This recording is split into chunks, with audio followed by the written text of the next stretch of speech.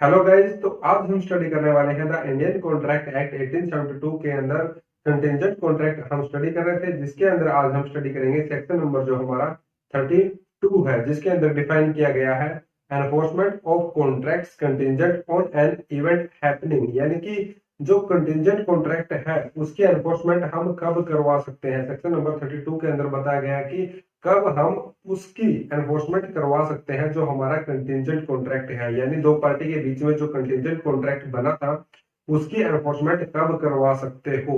ठीक है, तो सेक्शन नंबर 32 के अंदर आज हम स्टडी करेंगे कि कब हम उसकी एनफोर्समेंट करवा सकते हैं और कब हम उसकी एनफोर्समेंट नहीं करवा सकते हैं। और अगर इवेंट है जो हमारा इम्पॉसिबल होता है, ठीक है, जो घटना है हमारी वह नहीं घटती है, तब क्या होगा। ठीक है, तो चलिए देखते हैं सेक्शन नंबर 32 की डेफिनेशन के अंदर क्या दिया गया है।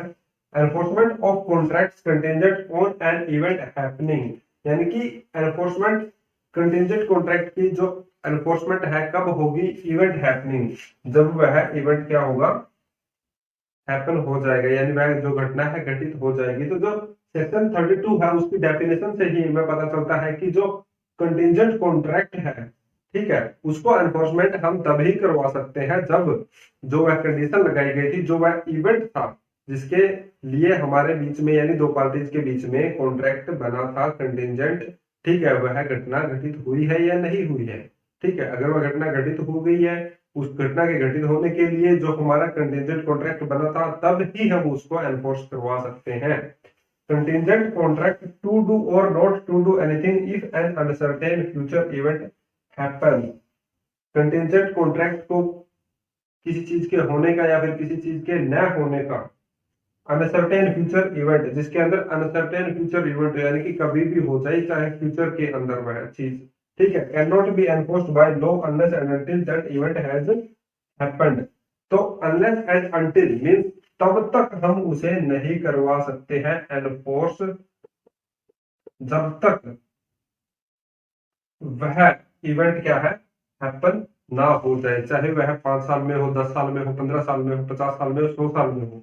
अगर वह घटना घटित नहीं होती है जिस जो कंटिजेंट कॉन्ट्रैक्ट बना है जिस चीज के लिए, ठीक है, तब हम उसे एनफोर्स नहीं करवा सकते हैं जब तक वह इवेंट हैपन ना हो। ठीक है, और अब बात आती है कि अगर वह इवेंट हैपन ही ना हो तब क्या होगा। तो उसके लिए जो हमारी स्पेसिफिक ये लाइन दी गई है, if the event become impossible such contracts become void.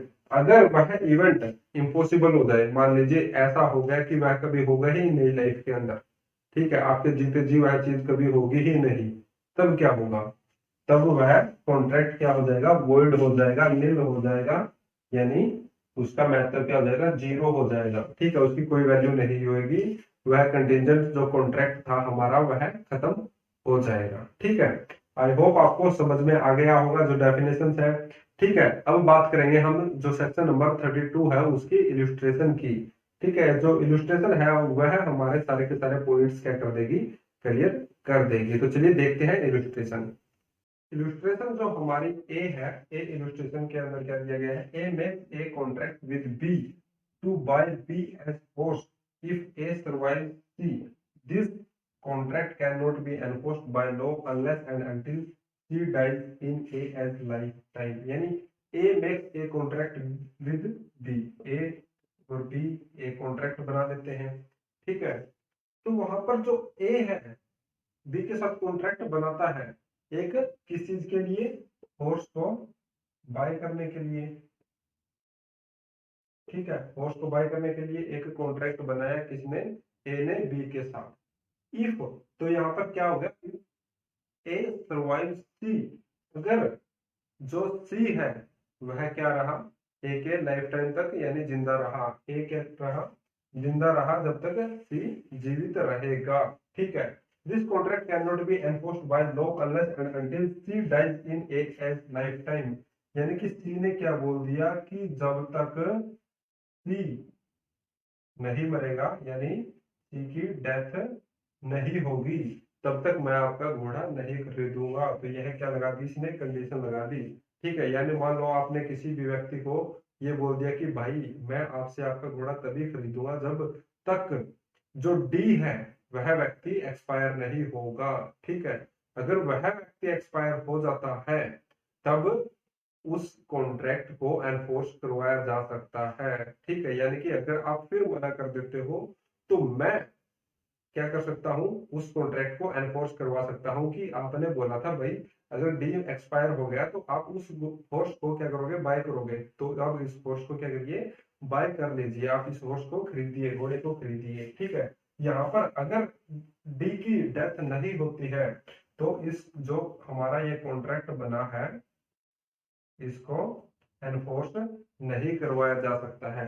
और अगर डी एक्सपायर हो गया यानी इसकी डेथ हो गई तो इसे हम क्या करवा सकते हैं, एनफोर्स करवा सकते हैं। तो यहाँ पर क्या होगा, हैपनिंग ऑफ द इवेंट, जो कंटिजेंट कॉन्ट्रैक्ट हमारा है वह किसके ऊपर डिपेंड करेगा, हैपनिंग ऑफ द इवेंट, यानी कि जो इवेंट होगा हमारा उसके ऊपर डिपेंड करेगा हमारा जो कंटिजेंट कॉन्ट्रैक्ट है।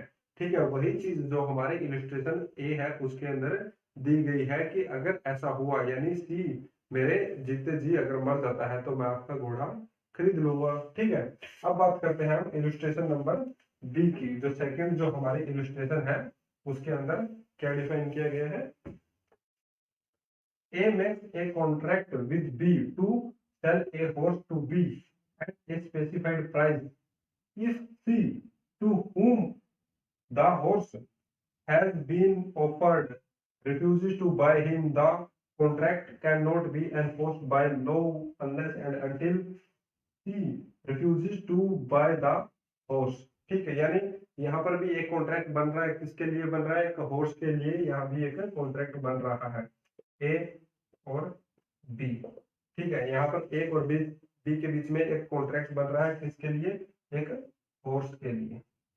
ठीक है, स्पेसिफाइड प्राइस के ऊपर बाय करने के लिए। ठीक है, तो यहाँ पर क्या बोला कि A makes a contract with B to sell a horse to B at a specified price. उसको क्या करेगा, एक जो घोड़ा है वह एक स्पेसिफाइड प्राइस के ऊपर सेल कर देगा।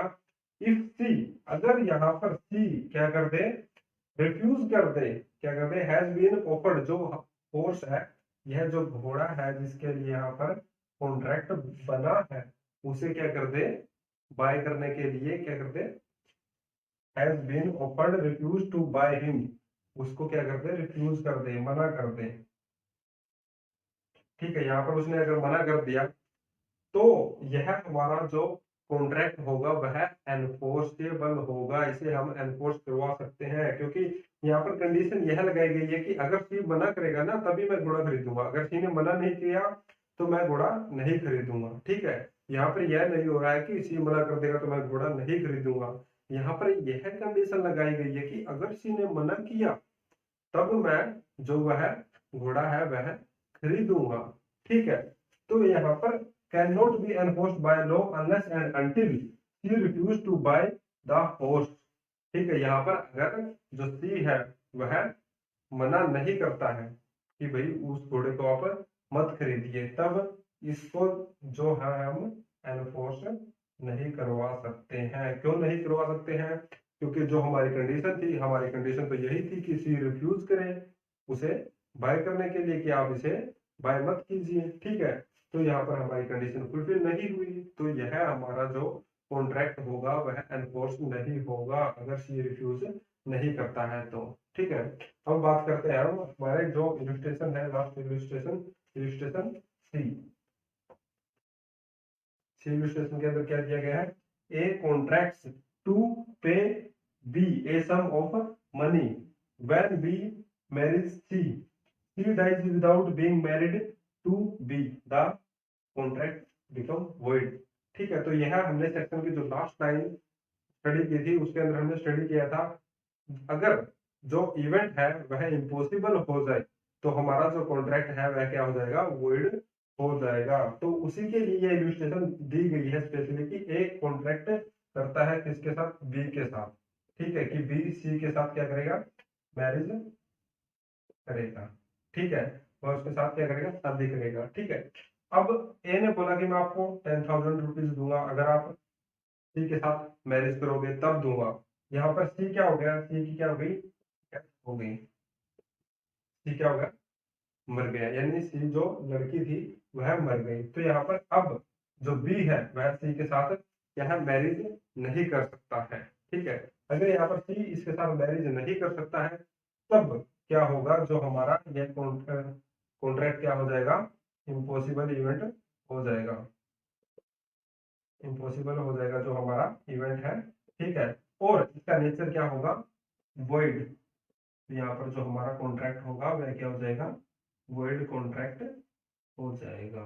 ठीक है, क्योंकि अब इसे एनफोर्स नहीं करवाया जा सकता है, और ना ही फ्यूचर में उसको क्या होगा कि उसके चांसेस है कि वह इवेंट हो सके, क्योंकि यहाँ पर जो हमारा सेक्शन था उसके अंदर अनसर्टेन फ्यूचर इवेंट की बात भी की गई थी कि फ्यूचर के अंदर वह कभी भी वह इवेंट हो जाता है। तो लेकिन यहाँ पर तो इम्पॉसिबल ही हो गया कि इम्पॉसिबल है सी के साथ कभी आप मैरिज नहीं कर सकते हो, बिकॉज वह तो क्या हो गई है, उसकी डेथ हो गई है। ठीक है, आई होप आपको समझ में आ गया होगा।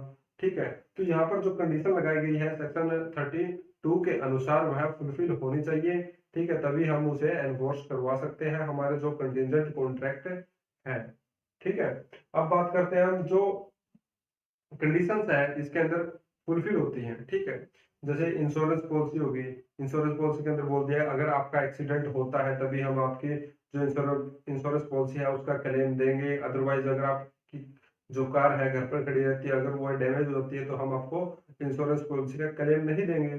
ठीक है, तो वहां पर जो उनकी कंडीशन है वो कंडीशन लगा दी गई है, उसके अंदर आपने अगर इंश्योरेंस पॉलिसी करवाई है कभी, या फिर कोई इंश्योरेंस पॉलिसी है बाइक की है, कार की है, तो आप स्टडी करेंगे उसके अंदर टर्म्स एंड कंडीशन दी हुई मिलेगी।